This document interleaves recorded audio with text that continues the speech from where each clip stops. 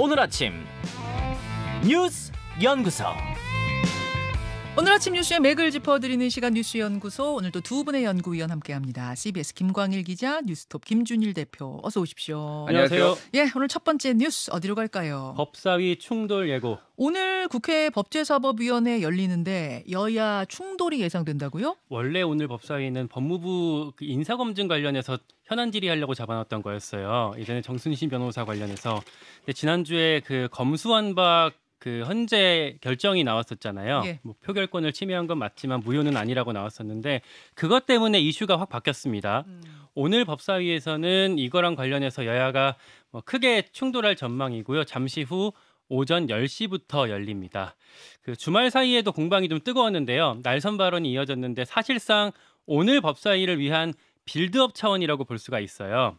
먼저 여당인 국민의힘은 일사불란하게 대응하는 모습이었는데 금, 토, 일 사흘 동안 제가 세보니까 공식 논평만 7개를 쏟아냈습니다. 와. 김기현 대표가 일단 공식 논평은 아니지만 페이스북 메시지로 선봉했었었는데요. 예. 헌법재판관들의 출신을 문제 삼았습니다. 그러니까 그때 기각 의견을 냈던 게 재판관 4명인데 이분들이 민변 우리법연구회 국제인권법연구회 출신이었거든요. 그러니까 이거를 민우국 카르텔이라고 묶었어요. 그리고 신적폐 세력이라고 규정을 하고 내가 이들을 상대로 총력을 다해 싸우겠다라고 강조를 했습니다. 네.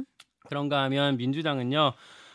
헌재 결정을 근거로 해서 그 검수원복 시행령 지난번에 법무부가 만들었던 거 그걸 네. 이제 폐지하라고 주장했습니다.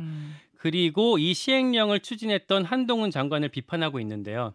여기까지는 민주당이 다 한 목소리를 내고 있어요. 예. 근데 자세히 뜯어보면 결이 조금씩 다릅니다. 어떻게 다른가요? 강경파에서는 한동훈 탄핵까지 강하게 요구하고 있어요. 그러니까 사퇴 요구해도 뭐 사퇴하지 않을 것 같으니 탄핵을 해야 된다라는 게 강경파 주장. 네. 그리고요? 실제로 강경파 중에서 김용민 의원 같은 경우에는 그 탄핵 제도 관련해서 전문가 토론회까지 열겠다 이렇게 예고하고 있고요. 반면에 비명계 특히 이제 비주류 쪽에서는 반성론을 같이 얘기합니다. 반성론? 요거는 박용진 의원인데요. 헌재가 꼼수 탈당을 지적하긴 했잖아요. 네. 그 부분 같은 경우는 당 차원에서 국민들한테 사과해야 한다. 그러니까 절차에 하자가 있었지만 법적인 효력은 유효하다. 이게 결론이잖아요. 네. 절차에 하자가 있었다 할 때 그 꼼수 탈당에 대해서는 사과를 해야 된다는 입장. 네, 그 부분만큼은 사과하자고 했고 다만 여기에 대해서 당 지도부는 아직까지 공식 사과는 논의하지 않고 있다. 이런 입장을 냈습니다. 거기서 파생되는 게 민영배 의원 복당 문제 아니겠어요. 네. 그 사과를 하게 되면 사실은 사과하고 복당시키는 건 어색한 장면이 될 거고 그렇지 않으면 이제 복당하자는 쪽으로 가게 될 거고 분위기는 어떻습니까? 그러니까 이것도 나뉘어요. 그러니까 복당을 추진해야 된다. 왜냐하면 이게 당 차원에서 추진해서 복당을 이제 받아들이는 그 순서로 가게 되면 나중에 그 총선 공천할 때 그 뭐랄까 감점을 안 받게 되거든요. 그래서 당 차원에서 복당을 추진해야 한다라는 그런 일각의 목소리도 있고, 당에서 오히려 들어와 주십시오 형태가 돼야 된다. 네. 그래야 공천에 불이익 안 당한다. 그걸 민영배 의원도 기대하고 있을 거고요. 반대로 이제 지금 이런 걸 하길 너무 섣부르다라는 의견도 당내에 있긴 있습니다. 자, 그렇군요. 김준일 에디터. 네. 예. 지난주에도 좀 말씀을 드렸는데 정말 국민의힘, 민주당, 한동훈 장관은 할 거 없이 정말로 내로남불과 좀 모렴치 이게 좀 극에 달한다 이렇게 평가를 할 수밖에 없을 것 같아요. 일단 민주당부터 말씀을 드리면은 지난 지방선거에서 이제 참패를 한 뒤에 막 이렇게 분석을 많이 막 하고 그랬잖아요. 왜 이렇게 졌나? 그러니까 대선은 0.73으로 포인트 차로 졌는데 왜 이렇게 지방선거는 폭망했나라고 했을 때 가장 주요한 원인으로 꼽힌 게 이 검수완박 법안을 무리하게 이제 밀어붙인 거. 그러니까 민주당 지지자들도 그러니까 검찰의 수사권을 제한하거나 축소하는 거는 오케이. 근데 이런 식으로 이렇게 해야 돼? 라는 그게 그래서 그때 토론회도 엄청 열고 그랬어요. 그랬었죠. 예, 저도 심지어 가가지고 비판도 하고 그랬는데 그때 당시에 있었던 이슈가 이거밖에 없었습니다. 그러니까 선거를 앞두고. 그러니까 이게 직접적으로 당 지지율에 영향을 미쳤다라는 게 거의 확인이 된 상황인데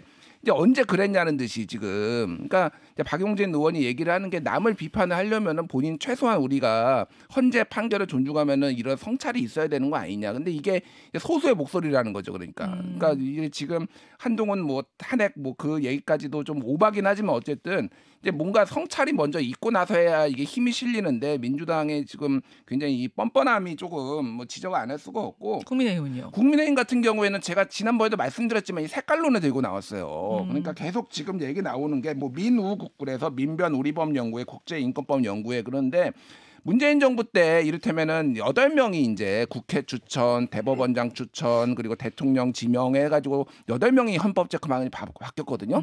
이 중에서 3명은 이거 반대했습니다. 그러니까 이번에. 예. 그러니까 이게 이제 위헌이라고 본 거예요. 그러니까. 그러니까 절차상의 문제가 있다고. 그러니까 이게 뭐로 이제 뭐 그런 걸로 나눌 수 있는 게 아니라 개개인의 판단인 건데 이거를 이제 거의 불복하다시피 지금 국민의힘은 이렇게 나오고 있다라는 거고.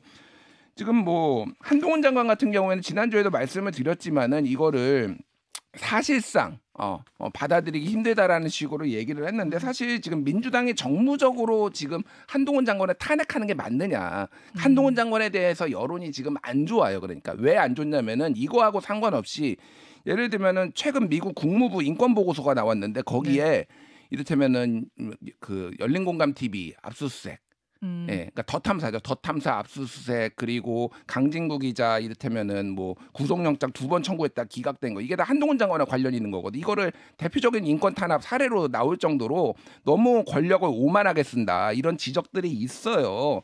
근데 이런 것들에 오히려 지금 이거를 검수완박 쪽으로 몰고 가면은 정무적으로도 오히려 이거 반반 싸움 되거든요. 그러면은 그러니까 지금 이 상황으로 보면은 그래서 선거 전략으로도 옳지 않고. 그러니까 이게 성찰 없이 이런 식으로 하는 게 맞는 것이 정무적으로도 그렇고 근데 한동훈 장관에게 오히려 좀 힘을 실어주는 거 아니냐. 이게 왜 문제냐면은 이제 검수 원복을 하겠다라고 하고 다음 총선에 한동훈 장관이 출마를 할 가능성이 지금 여의도에서는 굉장히 높게 나오고 있거든요. 그러면은 소위 말해서 이제 윤석열 정부의 실정이 엄청나게 많은데 이건 다 덮이고 이렇게 반반 싸움이 됐을 때 민주당한테 유리할 것이냐. 그러니까 그런 정무적 판단까지 지금 강경파들이 못 하고 있다. 이제 이런 지적들이 나오는 거죠. 자, 그러니까. 양 당의 어떤 정치적인 지금 이 공세에 대해 양쪽 다 좀 잘 못하고 있다. 그런 이야기를 해주셨는데 김광일 기자. 예. 이번 주에 사실 민주당은 당직 개편 놓고 뭐 여러 가지 이야기들이 좀 오갈 것 같아요. 그럴 것 같아요. 그러니까 이 당직 개편 논의 나온 것 자체가 사실 이재명 대표한테는 도움이 되게 많이 되고 있어요. 그래요? 왜냐하면 기소가 됐는데 그럼 보통 거취론이 당연히 따라붙을 걸로 예상이 됐는데 뉴스가 지금 당직 개편으로 다 도배가 됐잖아요. 어허. 그러면서 이제 살짝 피해 갈 수 있게 됐고 말씀하신 것처럼 당직 개편 논의는 그 개편 자체는 이번 주 중에 있을 것 같습니다. 예. 일단 현재로서는 사무총장은 유임이 될 것 같아요. 핵심이 근데 사무총장이다. 이런 네. 이야기가 비명계에서 나오더라고요. 네. 왜냐하면 공천 작업 이제 할 때 실무 책임자, 실무 어떤 담당자로 들어가는 게 사무총장인데 그 사무총장을 바꾸지 않는 인적 쇄신이 진짜 쇄신이냐? 이런 얘기가 벌써 나와요. 그러니까 지난주에 우리 유인태 총장님이 5선씩이나 한 놈이 하고 있다 이런 말씀하셨잖아요. 그거는 조정식 의원하고 워낙 친한 사이라서 농담처럼 하신 말씀이고. 그런데 이제 3선 중에 보통은 찾아야 되는데 지금 3선 중에서 마땅한 적격자를 찾지 못했다 이런 얘기가 좀 나오고 있고요. 그러다 보니까 뭐 다른 당직 중에서 정책위나 사무부총장 이 중에서 친명 인사를 다른 인사로 교체할 가능성이 있다 이렇게 얘기가 나오고 있고 당직은 아니지만 최고위원, 그러니까 지도부 중에 최고위원, 지명직 최고위원을 이제 비명 인사로 교체할 거다라는 관측이 많았는데 그 호남 지명직 최고위원이었던 임선숙 최고위원의 사의를 이재명 대표가 수용한 상태입니다. 이 자리는 그래서 뭐 송갑석 의원이라든지 네. 다른 비명계 인사로 교체될 가능성이 높아 보입니다. 근데 뭐 최고위원 임성숙 최고위원을 송갑석 최고위원으로 바꾼다고 해서 엄청난 인적 쇄신이라고 이제 비명계가 받아들일 것이냐? 사무총장까지 바꿔야 뭐 커다란 좀 파장으로 받아들일 것이냐? 이게 핵심 아니에요?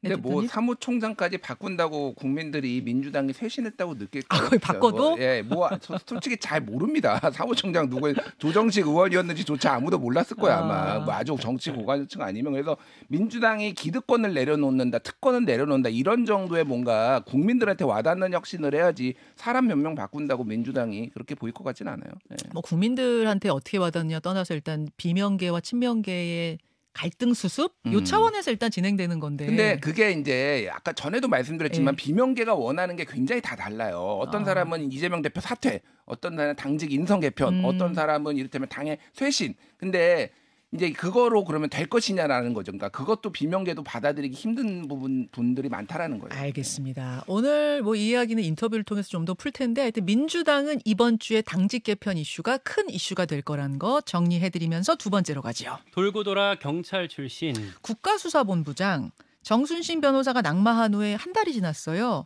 새로 지명이 됐는데 이번에는 경찰 출신이네요. 네, 우종수 경기 남부청장이고요. 공식 발표는 오늘 대통령실에서 나올 전망입니다. 정순신 변호사가 검사 출신이었기 때문에 다음 지명도 이제 검사 출신이 아닐까 했는데 이번엔 경찰 출신이 됐어요. 네. 알아보니까 검사 출신으로도 찾아보긴 했대요. 네. 최근까지도. 마땅한 적격자가 없었다고 하고요. 반면에 경찰에서는 이번엔 꼭 내부에서 승진해야 된다.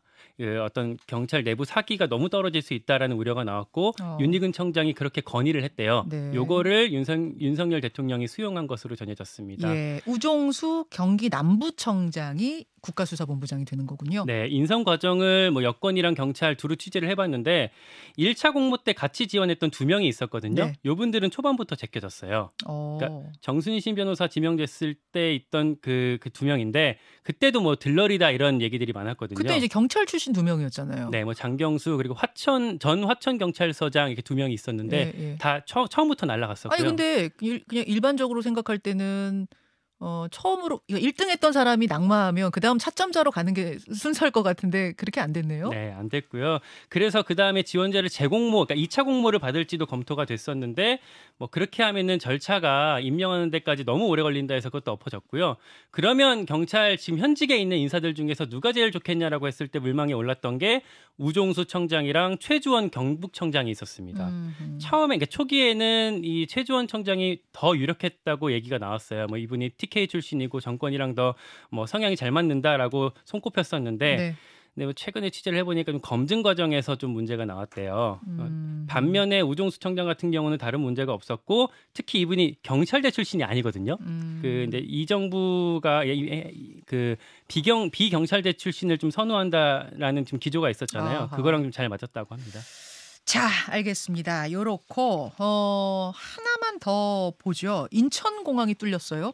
네, 어제 아침이었는데요. 카자흐스탄 국적의 2명, 그 10대랑 20대였습니다. 네. 카자흐스탄 타슈켄트에서 인천공항으로 날아왔거든요. 이 네. 두 분이. 근데 출입국 심사대에서 거부가 됐어요. 입국 목적이 불분명하다고. 그러면 거부되면은 본국으로 돌아가야 되잖아요. 네, 그 과정에 송환 대기실에 잠깐 이제 대기를 시키거든요. 예. 근데 이 송환 대기실이 문제였어요. 대기실에서 명부만 쓰면 환승구역으로 자유롭게 왔다 갔다 할 수 있거든요. 비행기 바깥하려고 환승하려고 기다리는 사람들 구역하고 네. 송환자들 대기실하고 붙어 있어요? 붙어 있어요. 아. 이렇게 이름만 쓰면 나갈 수 있어요. 거기 잠깐 나갔다가 유리창을 깨고 그 활주로 쪽으로 도망갔다고 합니다. 유리창 깨고? 네. 그리고 담장 밖으로 넘어갔는데 경찰이 아직 어떤 추적 과정이라고 합니다. 아니 김준일 에디터, 네. 그 인천공항에서 요새 무슨 사건 사고가 많네요. 그 지난번에 그 여객기에서 실탄이 발견돼가지고 예. 그것 때문에 지금 김경욱 인천공사 사장이 24일에 지금 사퇴 의사 밝혔거든요. 그 실탄은 진짜 어떻게 결론이 난 거예요? 지금 아직도 지금 어디서 온 건지가 지금 확인이 안 되고 있습니다. 그러니까 마닐라로 가려던 인천공에서 마닐라로 가려던 데에서 나온 거거든요. 그래서 전체적으로 문제가 좀 있다, 좀 뭐 보안이 좀 취약하다 이렇게 봐야 될 것 같습니다. 네. 자, 여기까지 보겠습니다. 두 분 수고하셨습니다. 고맙습니다. 김현정의 뉴스쇼는 시청자 여러분의 참여를 기다립니다. 구독과 좋아요, 댓글 잊지 않으셨죠? 알림 설정을 해두시면 평일 아침 7시 20분 실시간 라이브도 참여하실 수 있습니다.